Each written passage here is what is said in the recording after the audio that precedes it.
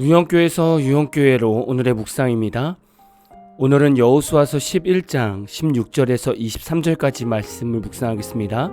성경 말씀을 듣겠습니다. 여호수아가 이같이 그 온 땅 곧 산지와 온 네겝과 고센 온 땅과 평지와 아라바와 이스라엘 산지와 평지를 점령하였으니 곧 세일로 올라가는 할락산에서부터 헤르몬 산 아래 레바논 골짜기에 바알갓까지라. 그들의 왕들을 모두 잡아 쳐 죽였으며 여호수아가 그 모든 왕들과 싸운 지가 오랫동안이라. 기브온 주민 히위 족속 외에는 이스라엘 자손과 화친한 성읍이 하나도 없고 이스라엘 자손이 싸워서 다 점령하였으니 그들의 마음이 완악하여 이스라엘을 대적하여 싸우러 온 것은 여호와께서 그리하게 하신 것이라. 그들을 진멸하여 바치게 하여 은혜를 입지 못하게 하시고 여호와께서 모세에게 명령하신 대로 그들을 멸하려 하심이었더라. 그때 여호수아가 가서 산지와 헤브론과 드빌과 아납과 유다 온 산지와 이스라엘의 온 산지에서 아낙 사람들을 멸절하고 그가 또 그들의 성읍들을 진멸하여 바쳤으므로 이스라엘 자손의 땅에는 아낙 사람들이 하나도 남지 아니하였고 가사와 가드와 아스도데만 남았더라. 이와 같이 여호수아가 여호와께서 모세에게 말씀하신 대로 그 온 땅을 점령하여 이스라엘 지파의 구분에 따라 기업으로 주매 그 땅에 전쟁이 그쳤더라. 성경을 보면 삶을 내다볼 수 있겠죠. 그리고 성경을 묵상하다 보면 인생을 배우고 깨닫게 됩니다. 우리는 성경을 묵상하면서 우리 삶의 다양한 부분들을 깨달을 수 있습니다. 오늘 말씀을 통해서 우리가 삶을 배울 수 있는 것은 이런 것입니다. 성도가 신앙적으로 아무 문제가 없는데 주변에서 자꾸 시비를 걸어오는 것이죠. 성도의 사업장 주변과 직장 동료들이 지속적으로 트집을 잡고 성도들을 쫓아내려고 가진 애를 쓰는 것을 경험하기도 합니다. 사실 우리가 이럴 때 많은 생각을 하지 않습니까? 내가 죄를 지어서 그런가? 내가 교회에서 목사님의 권면에 순종하지 않아서 문제가 자꾸 생기나? 내가 헌금을 적게 드려서 그런가? 라는 별의별 생각을 다 합니다. 그런데 앞에서 고민한 내용들이랑 전혀 상관없습니다. 하나님께서 상대방의 욕심과 비열함을 드러내시고 없애기 위해서 만드시는 상황입니다. 20절을 보면 그들의 마음이 완악하여 이스라엘을 대적하여 싸우러 온 것은 여호와께서 그리하게 하신 것이라. 그들을 진멸하여 바치게 하여 은혜를 입지 못하게 하시고 여호와께서 모세에게 명령하신 대로 그들을 멸하려 하심이었더라. 아멘. 하나님은 너무나 기가 막힌 방법으로 우리의 삶을 확장하지 않습니까? 하나님께서는 믿음의 성도들의 사업이나 능력을 확장하기 위해서 항상 좋은 환경으로 먼저 인도하는 것은 아닙니다.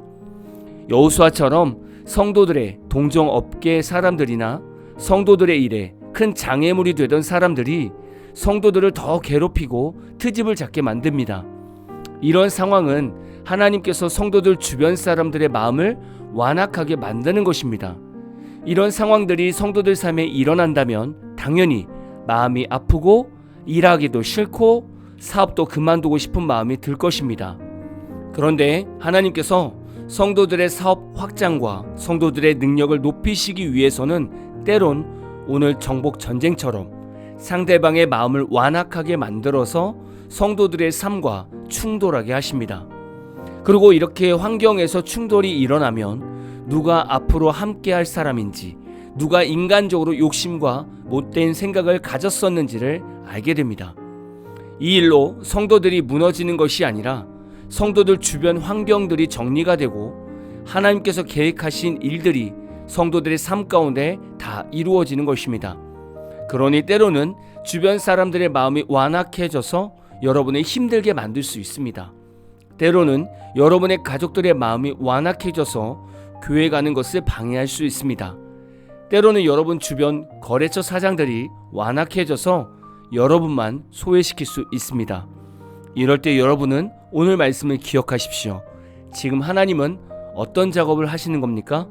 여러분 서 있는 곳에서 영적 전복 전쟁을 하는 것입니다. 성도들의 삶을 확장하고 하나님의 계획을 세우기 위한 사전 작업을 하는 것입니다. 그러니 주변 사람들이 완악하게 여러분에게 짜증내고 화를 내면 이제 그들이 꺾일 때가 됐구나 라고 생각하시면 됩니다.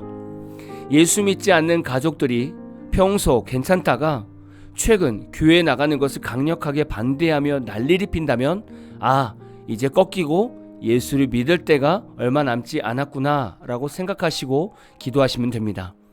주변 환경에서 힘들어지면 사실 우리에게는 답이 없습니다. 그런데 우리가 말씀을 묵상하면서 하나님 앞에서 인생을 찾아본다면 환경이 힘들어졌다고 무조건 하나님의 뜻이 없다고 말할 수 없습니다. 또한 환경이 어려워졌다고 내가 죄를 지어서 힘들어진 것이 아닙니다. 환경이 힘들어지고 주변 사람들과 계속 부딪힌다면 하나님의 때가 가까이 왔다고 생각하십시오. 여러분, 하나님과 새로운 비전을 출발하셨습니까? 그럼 주변 환경도 정리해가며 정복 전쟁을 하는 저와 여러분이 다 되시기를 진심으로 축복합니다. 오늘 마무리 찬양은 제이플 월십의 나를 크게 하심이라는 찬양입니다. 찬양 후에는 잔잔한 연주곡이 있습니다. 말씀을 생각하면서 기도하는 시간을 가져보십시오.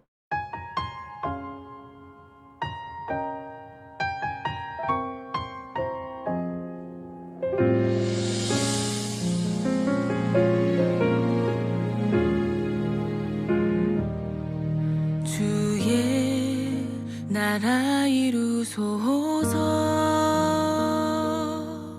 주의 뜻 이루소서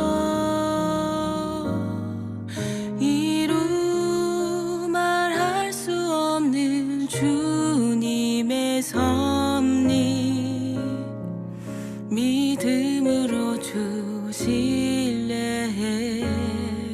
주는 나의 여호와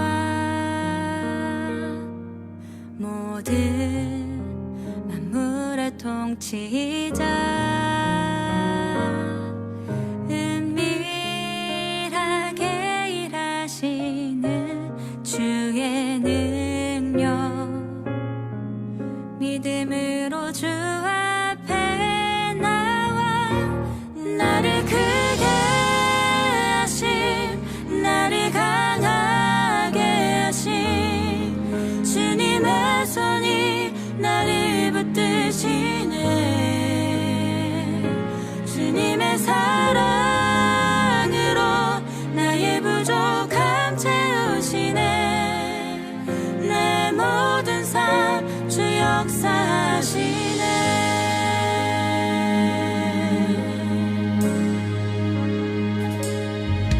주의 나라 이루소서 주의 뜻 이루소서 이루 말할 수 없는 주님의 섭리 믿음으로 주실래 주는 나의 여호와 모든 만물의 통치자 은밀하게 일하시는 주의 능력 믿음으로